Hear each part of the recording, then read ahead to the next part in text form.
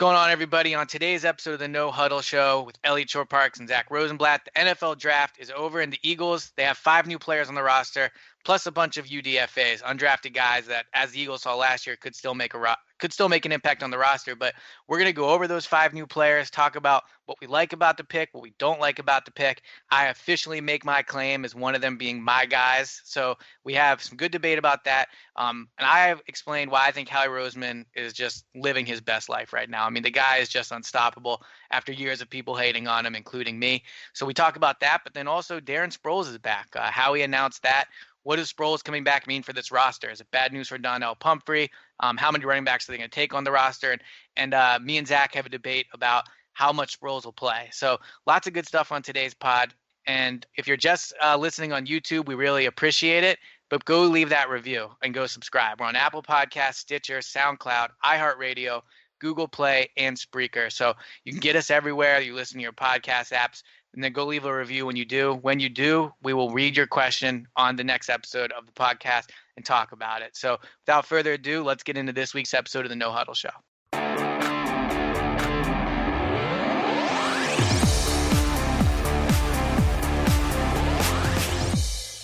What's going on, everyone? No Huddle Show here. shorr-parks here with Zach Rosenblatt. And Zach, the NFL draft is over. The Eagles ended up making 5 picks. I don't know if I would call it an exciting draft. I mean, they did wheel and deal a little bit. They started the weekend off with 6 picks, ended up with 5. So what'd you think overall, just initial reaction to the draft now that it's in the books? It's hard to be too negative about the way the Eagles went. I mean, obviously, the only negative really is that they only had 5 picks, but I mean that was kind of by virtue of all the trades they've made in the last couple of years. And signing Darren Sproles on the day of the draft felt like kind of a draft day addition. But yeah, I think it was a solid draft. They filled some of their depth-related needs and a couple of guys that down the line could be really good players, and they don't necessarily need to contribute right away. So I think on my draft grades, I think I gave them like a B+, just because they didn't necessarily get anybody that's going to come in and become like amazing right away or anything like that.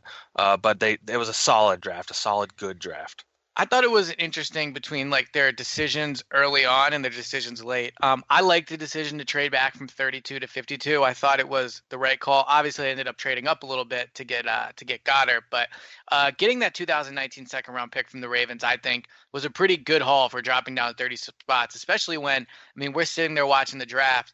And when 52 is coming up, there's, 5, 6 guys that they could have taken that if they would have taken them at 32, we probably would have, been recording this pod saying we thought that was a good pick. So a lot of the guys Eagles were linked to ended up dropping.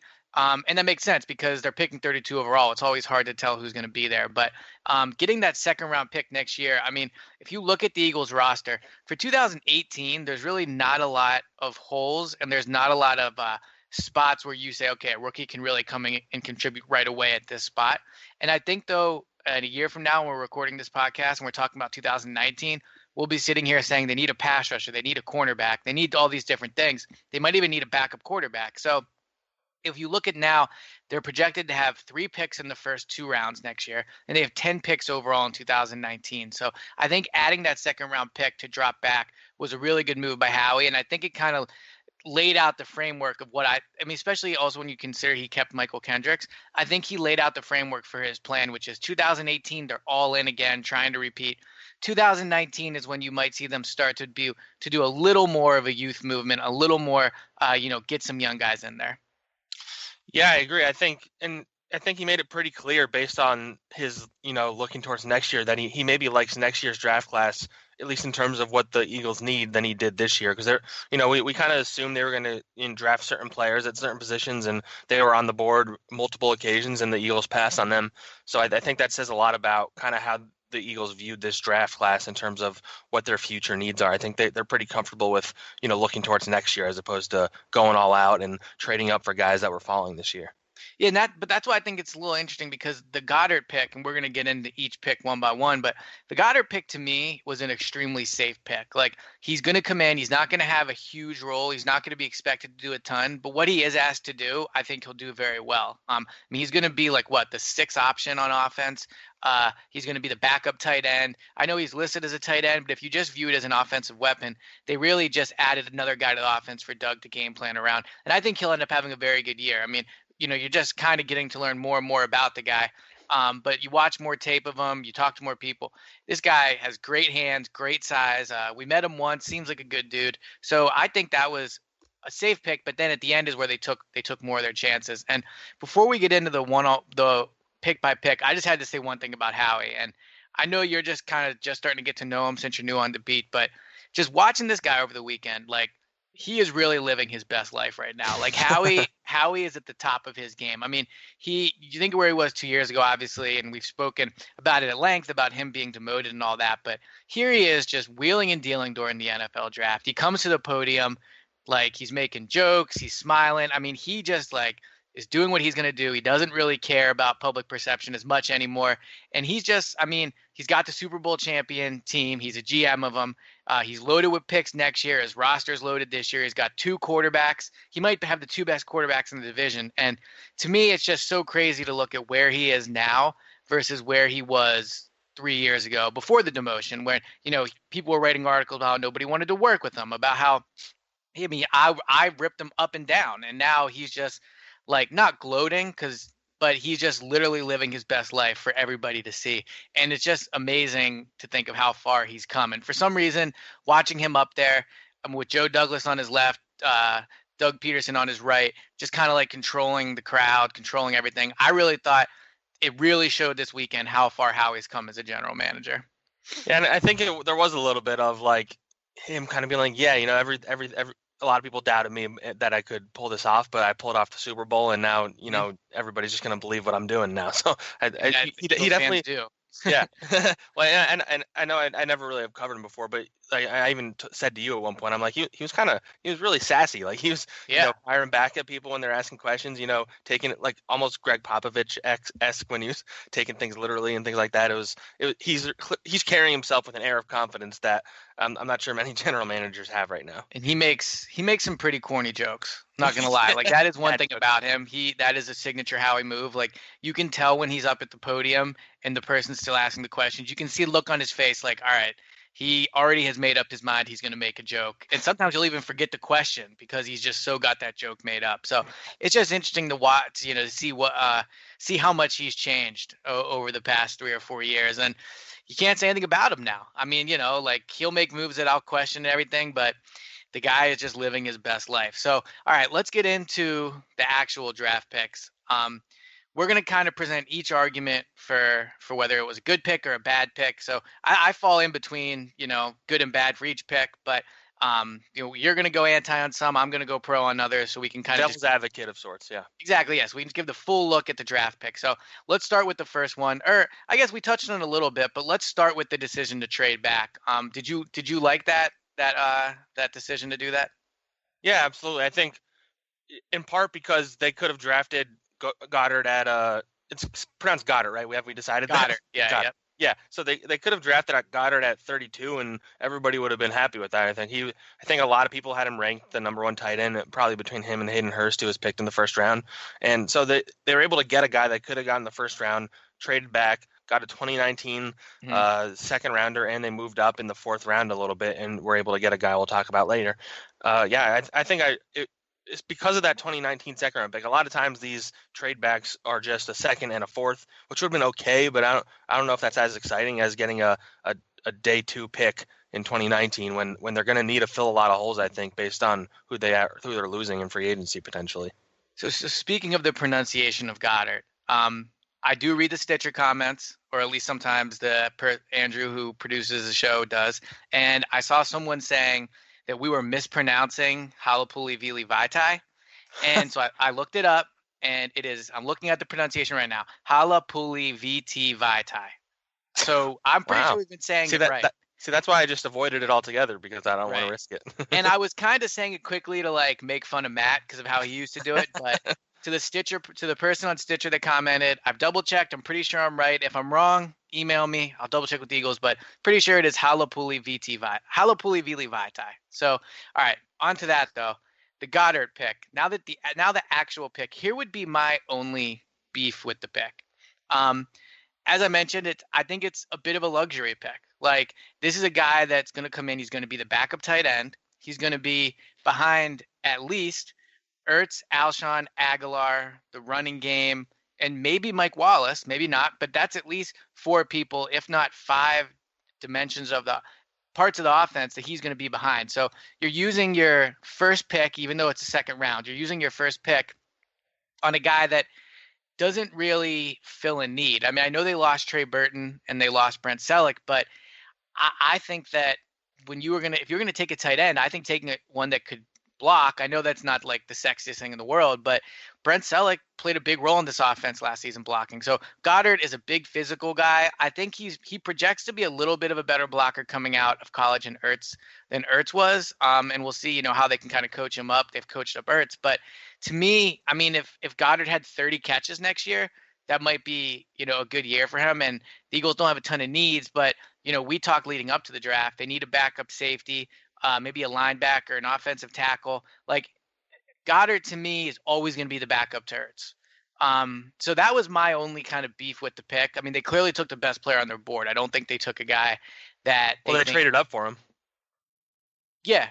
Well, yeah. So they traded up once they were in the second round. They traded up from the second. They traded up from 52 to 49, right? Yeah. But I just think that when you look at it, I mean, wasn't Justin Reed still on the board? Yeah, he was. He was picked like late 50s, I think.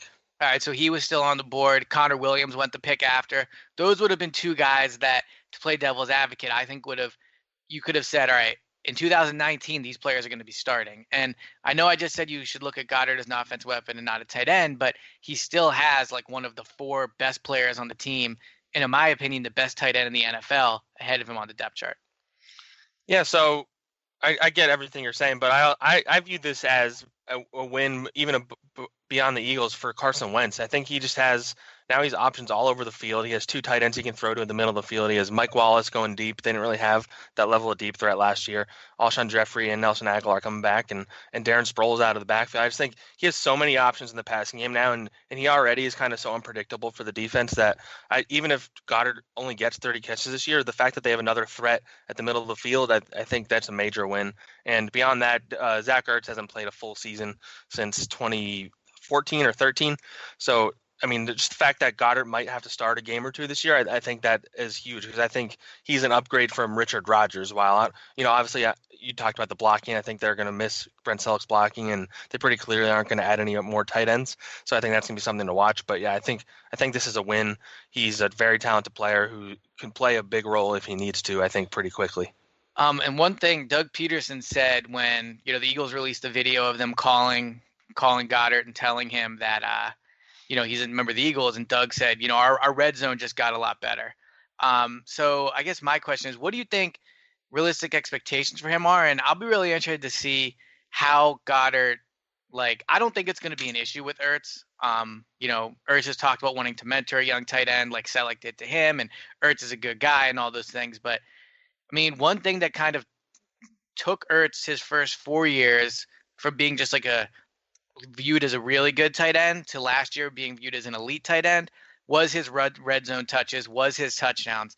And it'll just be interesting to see, if they're really planning on using Goedert a ton in the red zone, how that's going to impact Ertz and how he handles that. I don't think there's any reason to think he'll handle it poorly, but they just used their first pick on his position. So it'll just be, he said he wanted to be a mentor. Now we'll see it. So it'll be interesting to see how he handles that. Yeah. So, I mean, I just pulled up Trey Burton's stats. He had 23 catches for 248 yards and 5 touchdowns last year, which is a lot of touchdowns. And I think if Goedert's around, I think you're happy if Goedert ends up with 5 touchdowns, even if the yards aren't there. And if they view him as a red zone threat, I feel like that might be somewhere in line with where his stats are this year. Yeah, I think if he had if those were his catches and his stats for next year, I think that'd be good. The question is, and back to kind of my point about why there might be some skepticism about the pick, at what point does he get a chance to get 60 catches? More? Yeah, right. So it'll just be interesting to see how that works. So let's get to the second round, or their second pick, but was a 4th round pick. Josh Sweat, the defensive end out of Florida State. I'm happy that I get to present the positive argument for this one because I love this pick. I think he could end up being one of the steals of the draft, regardless of team. I mean, you look at what this guy did, and so the main concern with him is the knee, and I'm sure you'll talk about that. But the guy hasn't been hurt for 3.5 years. He missed 1 game in college, and the other game he didn't play, and he just sat out because it was a bowl game. But he's only ever had to miss one game because of injury, but just in terms of his actual size and his athleticism, I mean, this guy is an absolute freak. I mean, he might be the best athlete in the draft at the defensive end position. 6'5", 250 pounds. I think his wingspan is something like 82 inches. I mean, he's got the stats to back it up. 12 and a half sacks over the last 2 years. And I think this is where you see the Eagles look ahead, because Chris Long, Brandon Graham, Michael Bennett, it's possible that none of them are back in 2019 for separate reasons, but it's possible none of them are back.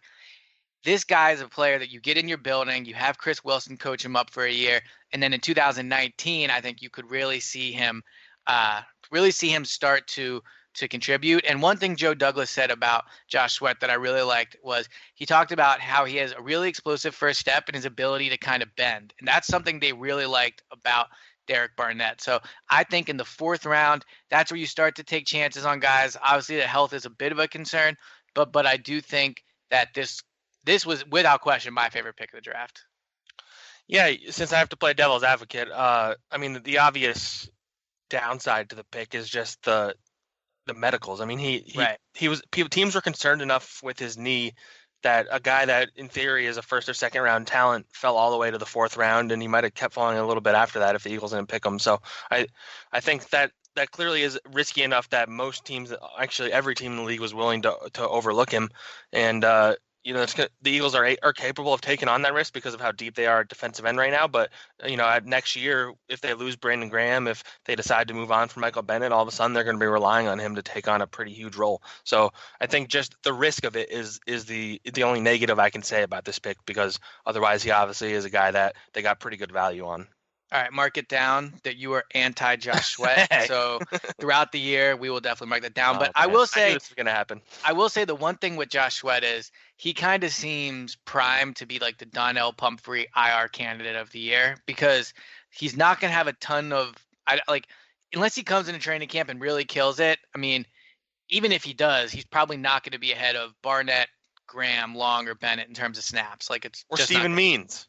Well, so that's the thing. So Steven Means. So I was putting together my 53-man roster, and Steven Means is a guy that the fans have basically never seen play. But to me, like last year when they were leading up to the Super Bowl, I asked each player on the team, like, who's one person you want to thank? And everyone said, like, my mom, my dad, my coach. Lane Johnson said Steven Means for helping him get better every day in practice. So Coaches absolutely love Steven Means. The players love him. So I just think it's going to be very tough to cut him. So I guess what I'm saying is in training camp, it wouldn't surprise me. I mean, first of all, he's got the medical history, so maybe he wouldn't want to do it in that regard just because he wouldn't want that stigma around him. But no one in the NFL is going to question if you sit this guy down with an injury. So I think he could potentially be your isn't even on the 53-man roster. He's on IR for all of 2018. And in 2019, he really steps it up. Sorry, you're saying you think Donnell Pumphrey steps it up this year? No. Yeah. No. I mean, who knows with him? We can talk about him when we talk about that. Yeah. But we'll talk about him later, yeah. But yeah, no, I think there's a possibility Josh Sweat is that guy, but that has nothing to do with disliking the pick. I just think he makes a lot of sense. All right, the next pick, Avonte Maddox, cornerback out of Pittsburgh. So why do you like this pick? Or why should Eagles fans like this pick? So for a few reasons. Number one, he's a very interesting prospect. He's small, but he had 4 sacks last year, and he plays up at the line of scrimmage. When we talked to him on the conference call, he just talked about like loving getting up in there. And I know Joe Douglas talked about his toughness and his competitiveness, and I think he's a guy that Eagles fans are really going to like. But beyond that, he kind of fills a need. I know he doesn't have that much experience in the slot, but I think the Eagles intend to make him a slot cornerback, and they lost Patrick Robinson, so they're developing a guy who, even if he's not that guy this year, he could be that guy down the line. And as an athlete, he was one of if not the best athletes in the draft in terms of cornerbacks. I mean, he had the best 60-yard shuttle at the combine. He was like in the top 5 in the 40-yard dash, the 20-yard shuttle, the 3-cone drill, and they just brought in an athlete. And I think you can do no wrong if you bring in athletes and just try and figure out where you're going to put them afterwards. Yeah. So this is, I'm supposed to present the why there should be concerns, and I'm happy again I get to do this because this is my least favorite pick of the draft. And it's really for 2 main reasons. So one, I know he's extremely athletic.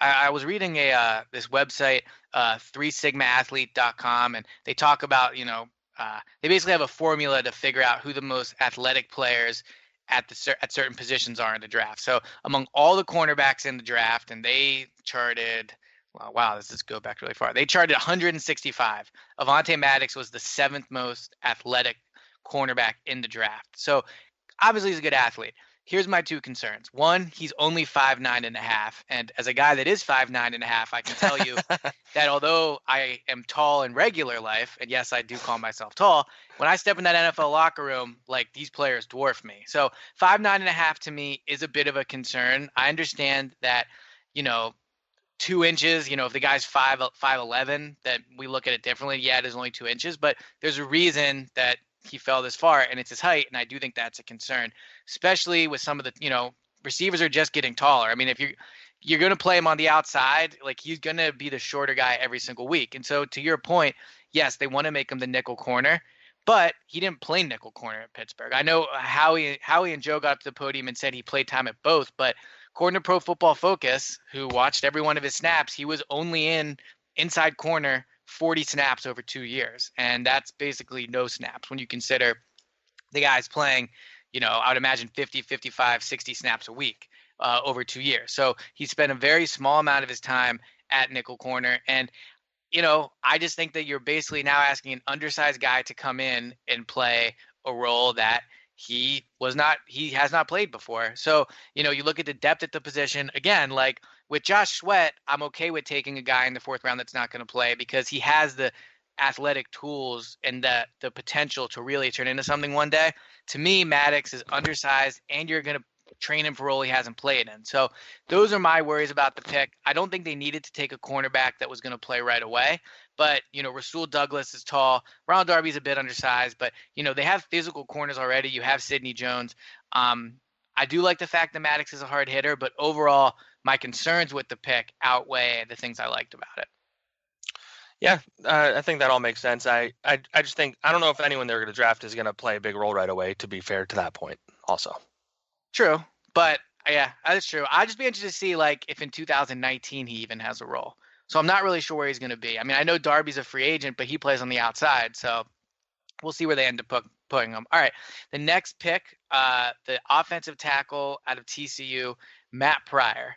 So I'm pro for this one. I will say that the one thing you got to like about Pryor is the dude is humongous. I mean, he's not, the Australian rugby player humongous, but he's a big dude, one of the biggest tackles in the draft.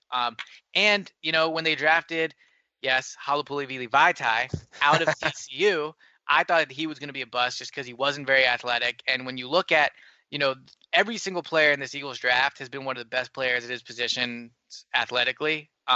Pryor's not. But Vaitai wasn't either, and they've turned him into an extremely serviceable backup, if not an extremely serviceable starter. I mean, he did start on their Super Bowl run. So they have experience bringing in these guys that are big, lanky, not that athletic, and turning them into serviceable players. So I think Pryor has practice squad written all over him. When you look at their offensive tackle position, obviously you have Peters and Lane Johnson, who are going to be your starters, and then you have Vaitai. So you're really set there. It's going to probably be Pryor versus Taylor Hart, which is unreal for me to say considering Taylor Hart is still around. But it's going to be them two for the final tackle spot, and then maybe the rugby player. But I think that's why you like to pick. You trust Stoutland. You get a guy in here that's big, not overly athletic, but just big, tall, huge human being, and you just see what Stoutland can do with him. Yeah. So taking the negative side of this, number one, he's just really bad athlete, at least based on his testing scores. I mean, he ran a 5.6 40-yard dash at his pro day, which is really not good. I know you don't need an offensive lineman to be like a barn burner or anything, but the athleticism's not there. I know the size is, and I know they love his size, and he played at TCU where he had a pretty good career, but based on all his scouting reports and reading up on him, he's not a guy who can play left tackle, and that means they didn't draft a guy to develop to replace Jason Peters eventually. I know if they like Vaitai, he could be the guy, I guess. But I think he's been pretty inconsistent in the times he started, and I think they like him better as a kind of swing backup. So the main criticism I have is they draft a guy in Pryor when maybe if they drafted an offensive lineman earlier, they could have had a guy that was ready to replace Jason Peters next year. But, I mean, I like their other picks in the fourth round, so I get it. But my main criticism, I just think they could have done better with offensive linemen. And that's the weird thing is, leading up to the draft, I kept saying, okay, The Eagles believe in quarterback, defensive line, offensive line. Those are the three positions they believe in the most. But they haven't really invested a ton of draft capital into the offensive line. I mean, their last two picks in this year's draft were offensive linemen. Last year there was defensive line, and I'm trying to remember the highest offensive lineman they took last year, if they even drafted any in Yeah, I 2017. don't think they did actually. But so I mean, they haven't really invested a ton. So, like you said, I mean, I don't think they would move Lane over to left tackle. I think that those He's so good days, at right. Yeah. he's so good at right. And when he's played left, he's struggled. Now, granted, he's only played it a few times. So with more experience, maybe he would improve. But he's definitely the best right tackle in the league, if not the best tackle, period. So I don't see why you would move him. But all right, so let's talk about the last pick of the draft, a guy that they traded a pick to move up and get. So clearly they have a ton of interest in him. Jordan, and you pronounce it because I don't want these people to get all over me again. I think it's Mailata. Mailata, Jordan Mailata. All right. So my favorite stat about him before I get into ripping the pick a little, my favorite stat about him is I saw he's like 350 pounds, and of that, like something like 300 pounds of it is just simply muscle and bone. So the guy is insane, an absolute monster. So I got asked to do an interview in Australia this morning to talk about it, and they called him a mountain. So I mean, they are very pumped about him over in Australia. The Eagles seem to be super pumped about him, but here's my concerns with the pick. He's literally never played football, and when you're talking about a football draft, that's not an ideal quality to have in a guy you take. You gave up a pick to get him, and I understand in the last round is where you take chances on guys, but again, this offensive line is not a group that they've invested a lot of draft capital in. And for, everyone was saying coming into this draft, all right, offensive line, they got to address it. They end up taking two guys that probably aren't going to play next year. Two guys that they use their last two picks on in the 6th and 7th round. Maybe this guy turns into a player, but how often do you actually see things like that happen? I mean, people every year. I mean, the Eagles brought in Zaruba last year, who they tried him out at tight end, and he didn't even make the practice squad, and he's back again this year. But we'll see what happens with him. So that's my main concern is at a position that's so important, offensive tackle. I mean, the second most important position on the field. The Eagles used two picks on a guy that's never played the game. Yeah, I thought it was funny. They traded up, and we all kind of assumed they were going to get one of the running backs that kept falling. I think like Bo Scarborough and like Akram Wadley were still on the board, and then they picked a guy that I'd only heard of because the Eagles attended his workout during the pre-draft process. But yeah, I mean, you mentioned the 7th round is kind of where you take these risks. The Eagles got Jalen Mills in the 7th round a couple years ago, and he's maybe their number one corner right now, and. I know obviously Mailata hasn't played a snap, and the odds of him actually making the roster I would say are probably pretty slim. He's a good bet for the practice squad, but I mean he's a freak of nature. I mean videos have gone viral of him playing rugby because he's this 6'8", 330-pound dude just trucking dudes in rugby, and this is just a fun pick. I don't know if it'll amount to anything, and I think they're more likely to keep one of the undrafted guys they've gotten than him on the offensive line. But he's an intriguing athlete, and they decided to take a risk. And for all we know, maybe they even move him to tight end because he can move so well. So I think he ran like a 5.1 40-yard dash, which is really good for a 350-pound dude. Yeah. So. Yeah, I mean, I think it's low risk, high reward kind of thing. If it doesn't work out, you move on and kind of just hope for the best on the practice squad with him.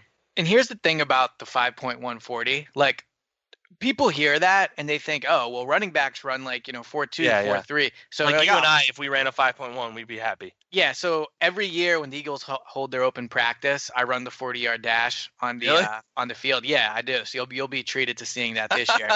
And I'm pretty sure last year that I ran like a 5.5 or a 5.6, and it might have been a little faster, but it was something like that. And again, like I'm a 5'9", fairly athletic, like basically regular guy. And so for this guy to be 6'8" and run a 5'1" at that size, like I don't think people, when you hear it, it doesn't sound that fast, but like that is insanely fast for a man that size. I mean, maybe I'll see if he'll race me this year.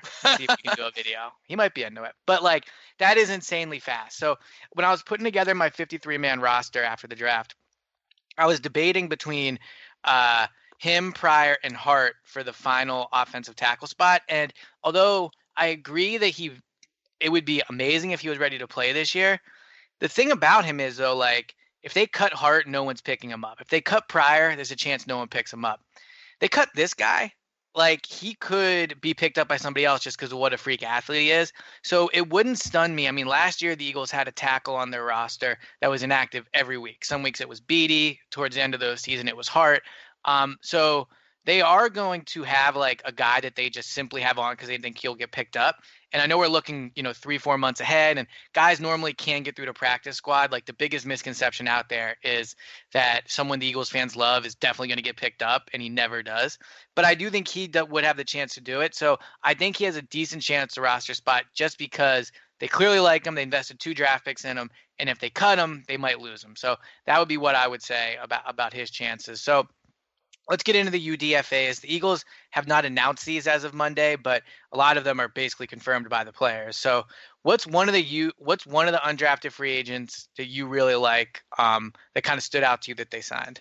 And Rule, you're not allowed to take my guy, so you can go first, but you can't take. Because I'm not allowed to take your guy, who I'm pretty passionate about already. Right. Anyway, I'll focus on Jeremy Reeves. He's a safety from South Alabama. He's undersized, which I think is why he went undrafted. He's 5'11", 190. But he's a guy they brought in for one of their top 30 visits, which means they might have even been interested in taking him in the 7th round.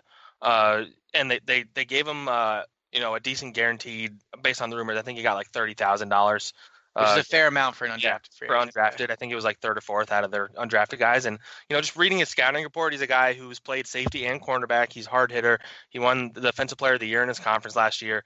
Here's like a sentence from his scouting report. It says he's a voracious run supporter who moves pretty fluidly in coverage and offers the ability to play cover 2 or in the box. Like they like guys who are flexible, and at safety they didn't draft a single safety, which I think is relevant. And that means they trust in Trey Sullivan, and they have Chris Maragos on the roster. I don't know if they trust to play him like at safety. I think he's more of a special teams guy. So I think that leaves a spot for somebody to come in and become, if they don't bring back Corey Graham, become like a Corey Graham-esque, play a little corner, play a little safety. And they've believed in undrafted free agents right away before. And I think Jeremy Reeves, in addition to the guy you're about to talk about, is a guy that could come in and kind of play for them this year. So officially my guy coming up, and I'm making the prediction he will make the 53-man roster, Josh Adams, running back out of Notre Dame, a guy that in some of my mock drafts, I had him like taking him in maybe the 5th round. So the fact that he went undrafted, it just, to me, and I know it's an easy comparison to make because of Corey Clement, but when they brought in Corey Clement last year, I said, like, this is just a guy in Clement that knows how to produce. And he continued to do it with the Eagles. Like, I wish I had the stat in front of me, but I think he has something like 28 touchdowns in his last 30 games, Clement does. So, I mean, he just knows how to get in the end zone. And I see a lot of that in Josh Adams as well, a guy that was very productive at Notre Dame, and also a guy that fills a need on this Eagles roster. The loss of he's not as big as LeGarrette Blount, but he's still pretty big at 6'2", 225 pounds. You read his scouting reports, and he's a one-cut downhill runner, a guy that once he gets going, picks up speed, but it doesn't have it initially. That's a lot like Blount.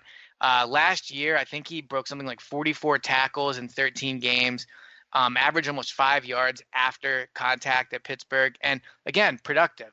22 touchdowns in 35 games or 36 games in Pittsburgh. So I'm sorry, Notre Dame. So he knows how to get in the end zone. And I think there's a need for him on the roster because although they did bring back Darren Sproles, you're looking at Sproles, Clement, and Ajayi are the 3 guys that are locks. And last year, the Eagles carried 5 running backs for a portion of the year to keep Clement, to keep Barner, and the guys they needed as kick returners. So I think you could see the Eagles carry 4 running backs. And so that 4th guy, you're looking at Donnell Pumphrey, Adams, and Smallwood, and I think Adams has a clear advantage over those 2 in his attempt to make the roster. So he is officially my guy. You're not allowed to get on board with him. He is just mine. But I think he's going to make the roster. I was going to say, I actually feel like almost bringing Darren Sproles in almost helps him have a better shot, because I think Darren Sproles role would have been best case scenario for Donnell Pumphrey, and the fact that they brought in Sproles means they probably, they've kind of not really talked about Pumphrey to the point that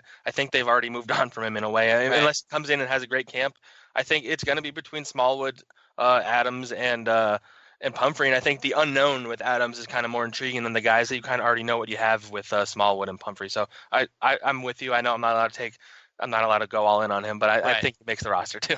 So now they bring back Sproles. Howie announces that at the podium, once again living his best life, just standing up Just there dropping announcing. that news right in the middle of Yeah, it too. just dropping a fan favorite coming back. But I'll say this with Sproles, like I don't think they're bringing him back as a feel good story. I think they expect him to be a big part of the offense. Last year, when they had all the running backs on the roster like Blunt and all those guys, Sproles was the starter until he went down. So I tweeted this, but I think that there's a good chance you'll see Sproles lead the running backs in snaps and lead the running backs in catches because he's gonna probably be their third down back.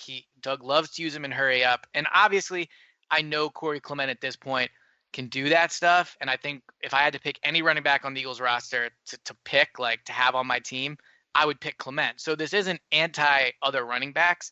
This is just pro how much they like Sproles and how much Doug Peterson loves using him in his offense. So I think Sproles is going to play a much bigger role next year than people expect. I think he's going to play bigger. I don't think he's going to have the most snaps on the roster. I think that's, I don't know if crazy is the right word, but I think that's. I think Jay Ajayi. The most snaps among the running backs? Yeah, I don't think he's going to. I don't. He's 35 years old. I just don't see that. I think he's going to have the most catches, and they're probably going to split it pretty evenly among the three of them. But I still see Jay Ajayi going at the top. He's their best running back. I think he's going. I know he has knee issues and all that stuff, but I just think they're going to give him a bigger workload this year. I think they're gonna give him a big workload, and I'm not saying Sproles is gonna have like 200 more snaps than the other guys. I know what you're saying. I still just don't think that's going to happen. All right, well, in week 17, we will look at the snap count and see who was right and who was wrong about that. But no, I mean, look, I think Sproles is gonna play a role. How much do you think he's gonna be a kick and punt returner? Because that is one thing that they were going to try to address in the draft. That I know people talk about Maddox, but he barely did it. Yeah. No, I don't think they actually see Maddox as a return. Honestly, he hasn't returned since like his freshman year. But yeah, I think that's one of the beyond the pass catching part. I think the returning part is going to be the thing to watch. If Sproles is capable of coming in and doing what he was doing, they need him to because they haven't brought in anybody else. I'm guessing they'll probably use like Aguilar at kick return, and there's guys that have like some experience with it. Mm-hmm. But I think Sproles, they're coming in with the mindset that he's their number 2A, 2B running back and their number 1 punt returner. All right, so that's basically everything I had on my list to talk about. You want to give an overall grade for the draft? Do you have any other thoughts on the draft, or where you get all your get everything out? Yeah, I mean, I think on my grades I did online, I think I gave them a B+ overall. Mainly just because it's a good draft. I don't know if it's an amazing draft, and it's definitely not a bad draft. So it's kind of just like par for the course. They got some guys that will help their depth chart, but maybe aren't going to be stars in the league necessarily. Josh Sweat's a good pick. He has a lot of potential, and the Mailata pick could be an amazing pick, or can be we forget about him in a year. So I think it's very interesting, but I think they're thinking more for 2019. And like you said, I think they're going all in this year, and then next year they'll kind of deal with the consequences of that, which will be they're not going to be able to afford everybody. Mm-hmm. Well, I gave it an A-, so I think I feel roughly like you do. I think they took chances on guys late, and then I think the Goedert pick in the second round pick they got from the Ravens was a good haul for early on, considering only having one pick in the first 3 rounds. They came out of it with an extra pick and a very safe pick. So I thought it was very good overall. So, all right, before we wrap this show up, of course, we love the people that leave reviews on our podcast app. We are on all the podcast apps I said at the beginning of the show, and we have one this week from Wakey1971. Awesome podcast is his title, leaves it that 5-star review. And his question is, with Doug showing what must have been the whole playbook last year, what does offensive innovation look like this season? And that's a very interesting question, and I think it really ties into the Dallas Goedert pick, because I think they're going to be able to use Goedert in a ton of different ways. Be able to move him around, tight end, split him out wide. Watching some of his tape at South Dakota State, he lined up in the backfield. They had him run the ball sometimes. So I think that is one way. But Zach, what do you think? I mean, obviously Doug's going to have some tricks up his sleeves. How do you think this offense could be different next year? I'm not asking you to diagram the plays, but what are some things you think could be different to kind of once again have that dynamic offense? I just think a big addition is, and I think we've talked about this, I think it's almost underrated at this point, was Mike Wallace. They didn't have the deep threat last year in Torrey Smith. He didn't become the deep threat that they needed him to be. So I think having Mike Wallace there, I think that's going to open up the offense quite a bit. They're going to be able to throw the ball down the field, and now they're going to have a lot of guys underneath with Darren Sproles, Dallas Goedert, and Zach Ertz all there. I think they can pretty much do anything in any given week. I think they have the best balance of running and passing in the NFL. With their stable of running backs and their stable of receivers, and I just think Doug's going to be able to could still kind of be unpredictable just because of he can go in so many different directions. They can go West Coast, they can do a lot of short passing, they can go deep, they could run a lot of trick plays, they can go run heavy. I just think they've based on their talent around the offense, they just are capable of doing so many different things, and I think their offense is going to be as prolific as it's been in a long time this year. Yeah, and I think that one thing you'll see a little bit more of is I think you'll see more hurry up now that, the quarterback and a lot of players on this roster will be entering their third year in this offense. They're more comfortable with it. They can run it quicker. Sproles is back. So I do think you'll see a little more of that. But the other thing is, he talks about Doug having to adjust.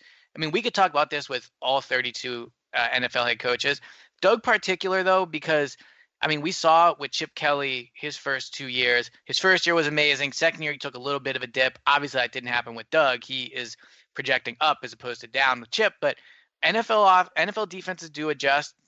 Coaches do adjust. So it is going to be a big challenge for Doug. But that was a really good question from Wakey 1971. So as I said at the top of the show, we really appreciate you guys leaving these reviews and leaving the questions. We always try to think of things to talk about each week, and that question was something I wouldn't have thought of, but I'm happy that we talked about because I think it's very interesting. So leave a review on the podcast, leave those 5-star reviews, leave a question, and we'll talk about it next week.